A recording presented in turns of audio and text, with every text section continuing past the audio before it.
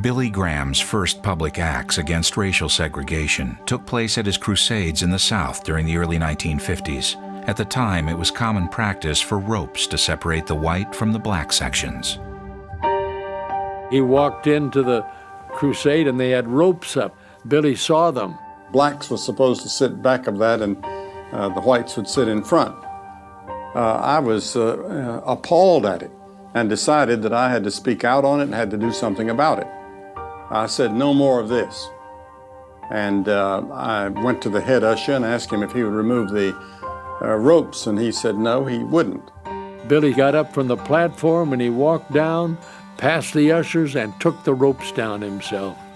And I remember that the head usher resigned, and there was quite a little flack about that. That was a historic moment in history with the church, and that opened up his friendship with Martin Luther King and other people, and he really practiced what he preached. In a 1956 article published in Life magazine, in which Billy made a plea for an end to intolerance, he wrote, "It is not sufficient to urge people to love their neighbor unless we lead them also to the capacity to love. Christ gives men this capacity."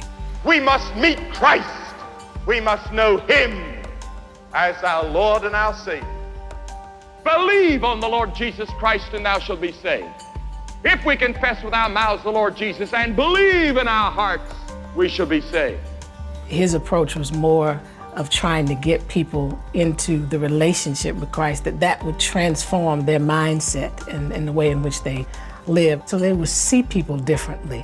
And thus treat people differently. Everybody's calling is not the same, and Mr. Graham's calling is the proclamation of the gospel, in which if he can reach men's hearts through the Spirit of God, that can change a man's whole life completely.